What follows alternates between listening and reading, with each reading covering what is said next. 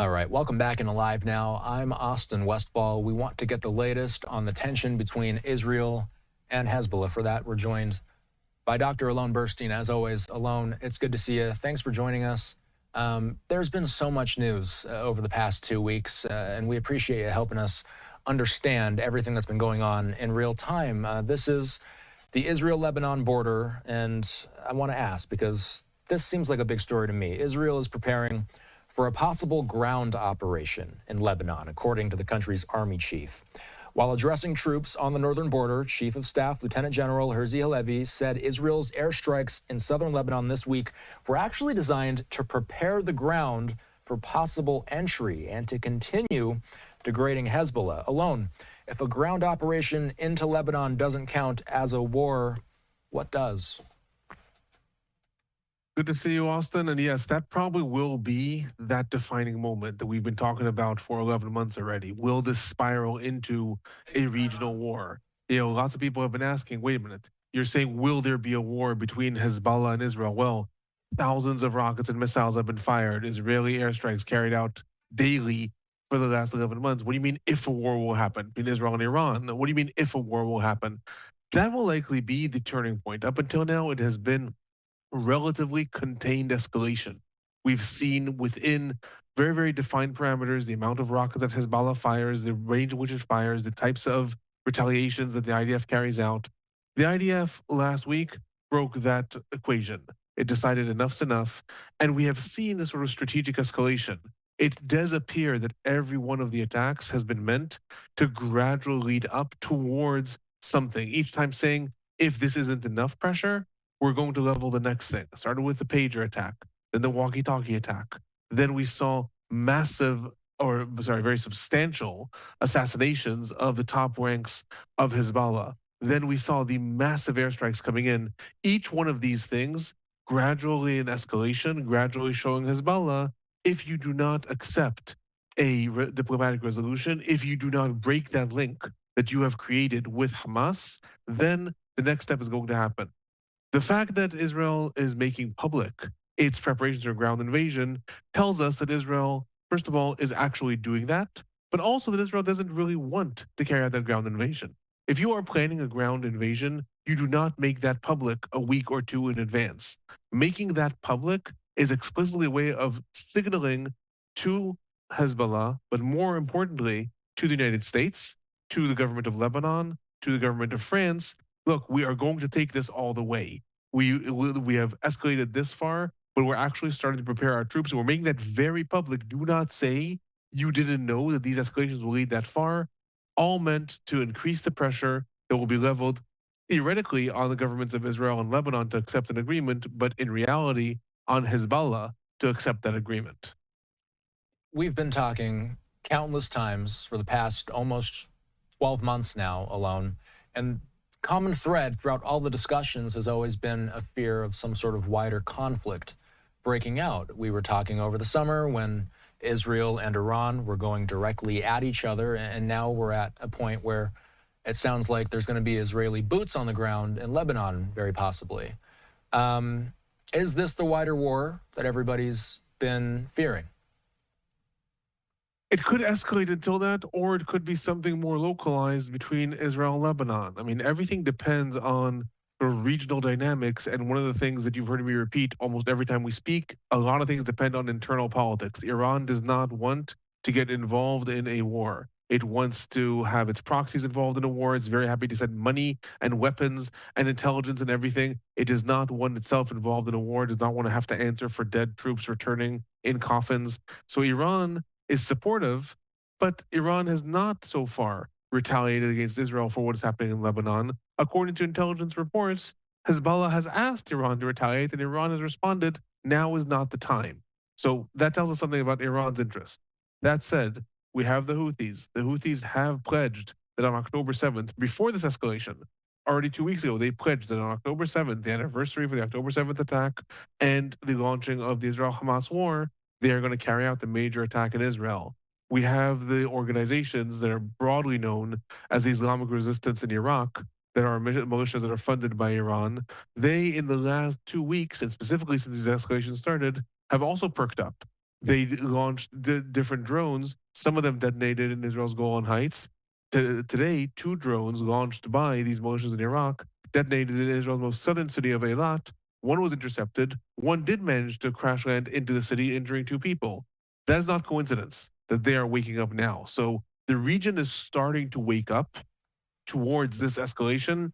However, depending on how it happens, that will be that will have an influence on who retaliates and how they retaliate. One of the interesting things that have happened in this war, when the war broke out, starting October 7th, October 8th, Israel started to carry out massive bombing campaigns in the Gaza Strip.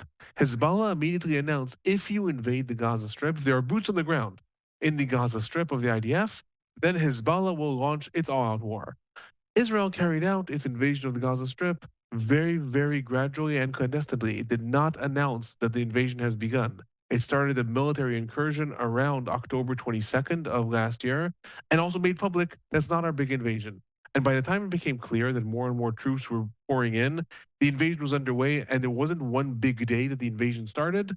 And therefore, Hezbollah didn't retaliate either, because by the time it was going to retaliate, it was already facts on the ground that they sort of lost their momentum. So a lot depends on that. If there is one day, if a Hezbollah missile, they claim that they launched a massive missile towards Tel Aviv. If a Hezbollah missile lands in Tel Aviv and kills several people, all of a sudden you'll see a large scale IDF invasion that day, and maybe we'll have a spiral and escalation. Equally plausible, we will see a gradual escalation. Slowly, the IDF takes over one village in southern Lebanon. Okay, is this going to mean the entire region retaliates now? No, probably not. And then the war will develop its own dynamic. So everything so depends on the context of how these things develop.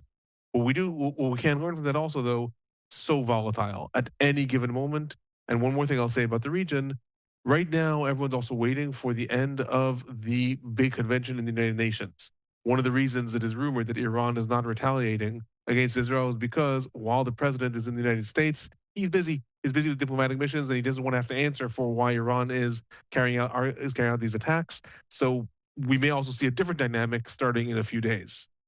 Iranian president is in New York City this week as he is attending the United Nations. The United Nations. I got to ask you, Alon. Let's take a look at the White House. France said on Wednesday that efforts would continue in coming hours to clinch a deal on a proposal for a 21-day ceasefire in the Lebanon conflict between Israel and the Iranian-backed militant group Hezbollah. France's foreign minister told reporters outside a meeting of the UN the UN Security Council today that they have made important progress in the last few hours and will continue their efforts in the coming hours. We know that negotiations with Hamas have involved discussions about hostages and Palestinian prisoners. I want to ask you about the negotiations about a ceasefire with Lebanon alone. What do those ceasefire talks include, and how do they differ from what we're used to hearing about Hamas and Israeli ceasefire negotiations? So one of the things that France and the United States, they issued a joint statement that was backed also by a series of other countries and some important regional countries, including Saudi Arabia and Qatar. One of the things that they are trying to do is, for the first time, they are sort of accepting the equation that Hezbollah has put in place, linking the escalation of Lebanon and Hamas. Up until now, throughout the entire war, there has been the Southern Front for Israel, Israel and Hamas, and there's been negotiations on ceasefires, and we've talked about the many permutations that have been proposed of those negotiations, the chief among them, those in May and in July. And then there's been a separate diplomatic track. France, due to its special relationship with Lebanon, and the United States, due to its special relationship with Israel, have tried to propose different proposals throughout the war that would de-escalate the situation between Israel and Hezbollah, or ostensibly between Israel and Lebanon.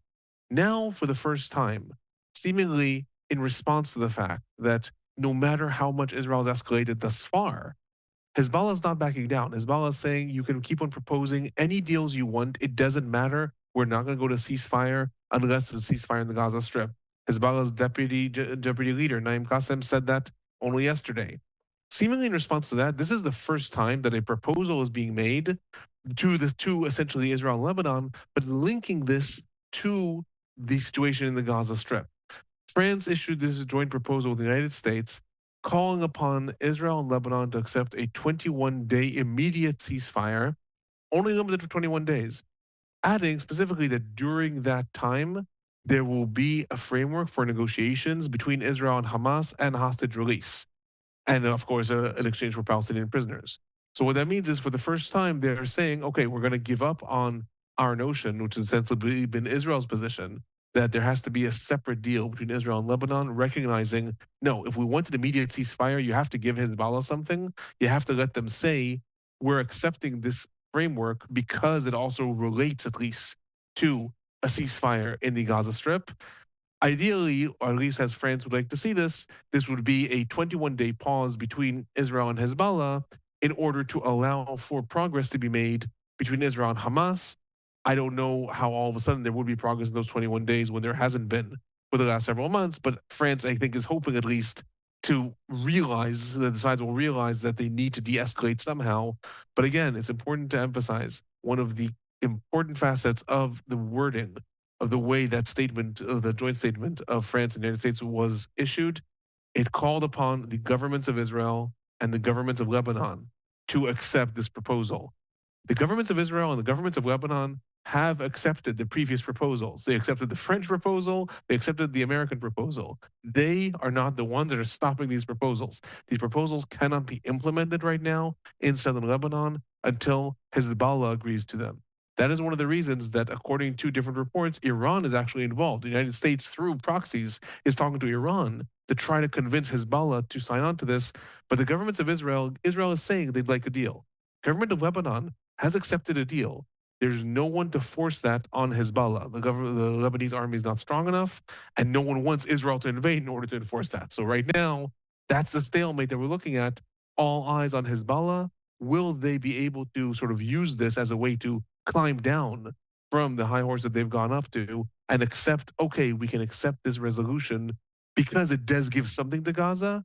Or are they going to stand their ground and essentially continue to say only if there's a complete ceasefire will we accept the deal? Israel is saying if that's the case, we're looking at ground invasion.